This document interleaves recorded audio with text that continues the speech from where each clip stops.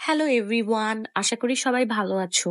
আজকে তোমাদের সাথে শেয়ার করব ঢাকা টু মালয়েশিয়ার আমার ছোট্ট একটি ভ্লগ। আগেও আমি বেশ কিছু ছোট ছোট রিলস দিয়েছি তোমাদের সাথে কুয়ালালামপুর আর লাংকয়ের। আজকে ফুল ডিটেলসটা শেয়ার করব। যেহেতু ভ্লগটা অনেক বেশি বড় হতে যাচ্ছে, তাই আমি এই ভ্লগটাকে দুইটা ভ্লগে ছোট ছোট ভাগ করে দিলাম। প্রথম ভ্লগে আমি স্পেশালি এই ভ্লগে আমি লাংকয়ের ডিটেলসটা শেয়ার করব তোমাদের সাথে। আর সেকেন্ড ব্লগে থাকবে আমার পুরাটা কুয়ালালামপুর ট্যুরস। তো এই দেখো, আমরা বাতিক এয়ারে উঠে গেলাম। বাতিক এয়ারে আমরা নিয়েছিলাম ঢাকা টু কুয়ালালামপুর দেন লাংকয়ের ফ্লাইটটা। বাতিক এয়ার খুবই জঘন্য একটা এক্সপেরিয়েন্স হয়েছে আমার, বিশ্বাস করো। আমি জানি না তোমরা যারা বাতিক এয়ারে এর আগে এয়ারে গিয়েছো প্লিজ আমাকে বলো। আমার ওই দিন এক ফোঁটা ঘুম হয়নি। আমি একটা বই নিয়ে গিয়েছিলাম, বই পড়েও আমার কোনো কাজ হয়নি। আর এই দেখো, আমি এয়ারে উঠলে অলওয়েজ এই তিনটা জিনিস ক্যারি করি। এই তিনটা জিনিস আসলে খুবই ভালো উপকার দেয়। তোমরা এই তিনটা থাইল্যান্ড হল থেকে কিনে নিতে পারো। একটা স্লিপিং বাম ল্যাভেন্ডার ফ্লেভারের ছিল, আর এর ফার্স্টে যেটা দেখিয়েছি ওটা একটা হংথাই ফ্লেভার। সবগুলোই খুবই ফেমাস থাইল্যান্ডের এবং প্রাইস খুবই কম। এটার প্রাইস আমি যখন কিনেছি তখন 250 টাকা ছিল, এখন মনে হয় একটু বেড়ে গিয়ে 350 টাকা হয়েছে। তো এই তিনটা জিনিস তোমরা ট্রাই করবা অলওয়েজ, যারা এয়ারে ক্যারি করবা তাদের জন্য আসলে খুবই বেনিফিট হয়। আমার জন্য তো খুবই বেনিফিট হয়েছিল, বিকজ আমার এত সাফোকেশন হয় আর এত ক্রাউডি একটা পরিবেশ থাকে।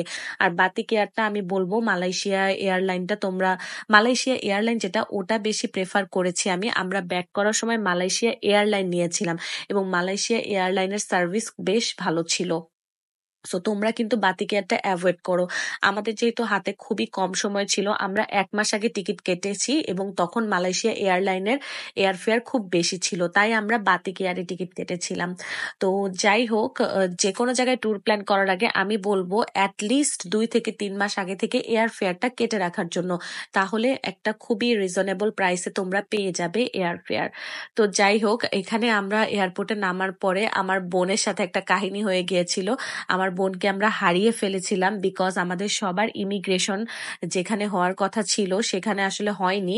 ওখানে আনফর্চুনেটলি আমার বোনের ইমিগ্রেশনটা আগে হয়ে গিয়েছিল, যার কারণে ওকে আমরা খুঁজে পাচ্ছিলাম না। বাট সামহাউ লাস্ট মোমেন্টে এসে ওকে আমরা খুঁজে পেয়েছিলাম। তো যাই হোক, এই যে আমাদের 1 ঘন্টা ফ্লাইটে লাংকাওয়ে, আমরা ডোমেস্টিক ফ্লাইটে করে লাংকাওয়ে চলে আসলাম। আমাদের হোটেলটা ছিল মালি বেস্ট হোটেল, এটা একদমই বিচের পাশে ছিল।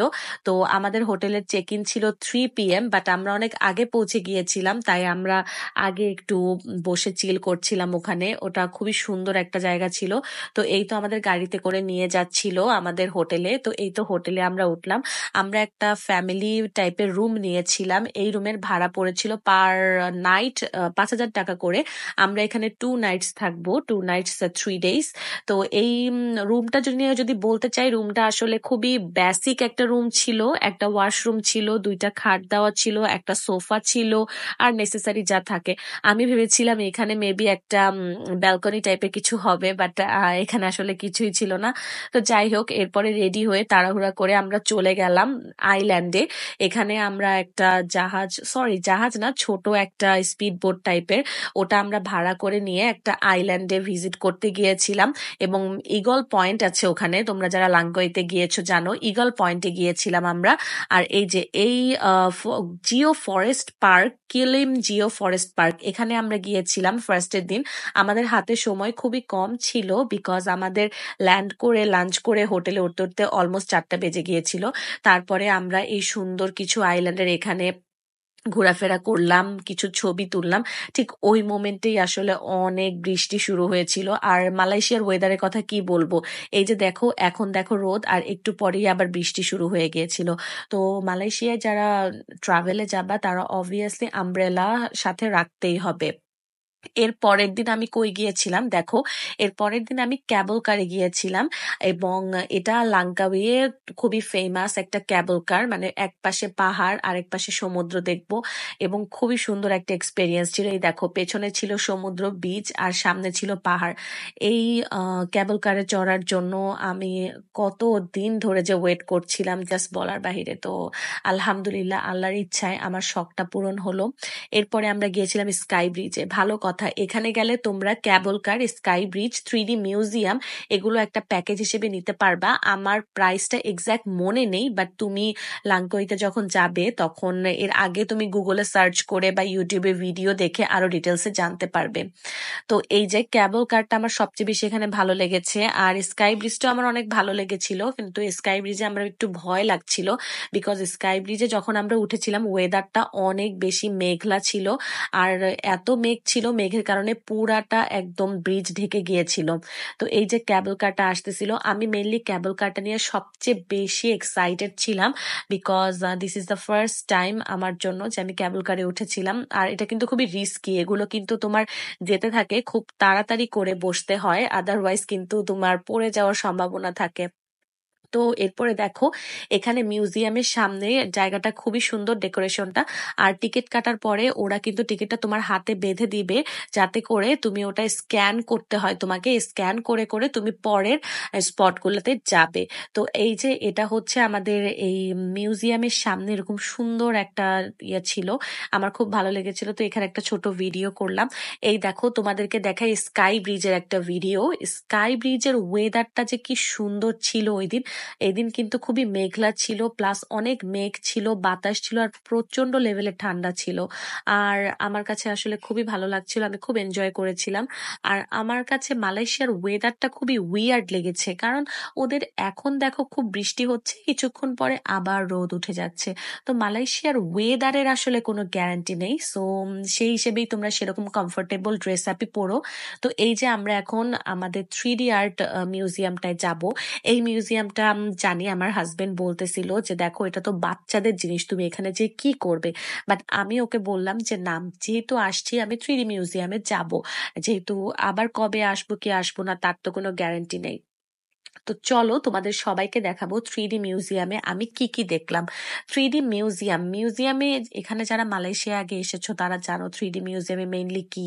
এখানে বিভিন্ন ধরনের 3D টাইপের অনেক কিছু আছে, মানে আমাদের ফেভারিট কিছু পার্সনদের অনেক সুন্দর সুন্দর ভিডিও, তারপরে অনেক কিছু দেখার আছে, মানে যেটা ছবিতে আসলে অনেক সুন্দর লাগে, মেইনলি হচ্ছে ছবি তোলার জন্য এটা বেস্ট। তো আমি এখানে গিয়েছিলাম, একটু চেরি ফুল দেখেছিলাম, চেরি ফুলের ওখানে ছবি তুলেছি, আইনস্টাইনের সাথে ছবি তুলেছিলাম, আরো বেশ কিছু সুন্দর সুন্দর জায়গায় ছবি তুলেছিলাম। আর সবচেয়ে বড় কথা আরেকটা জিনিস ছিল, মিউজিয়ামে একদম লাস্ট মোমেন্টে এসে ওরা আমাদেরকে একটা 3D শো দেখিয়েছিল, ওই শোটা আমি খুব এনজয় করেছিলাম। আচ্ছা, আমার এটা আসলে আমার সকালের নাস্তা ছিল।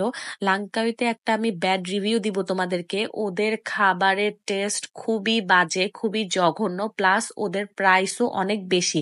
মানে তুমি সকালের নাস্তা করতে গেলেও তোমাকে 30 রিঙ্গিত পে করতে হবে। 30 রিঙ্গিত দ্যাট মিনস তোমার অলমোস্ট 1,000 টাকার মতো। আর যে কোনো নর্মাল একটা, দেখো আমি পরাটা ডিম খেয়েছিলাম, ওটার পেছনেও আমার 1-2 হাজার টাকা খরচ হয়ে গেছিল। So Lanka is very expensive.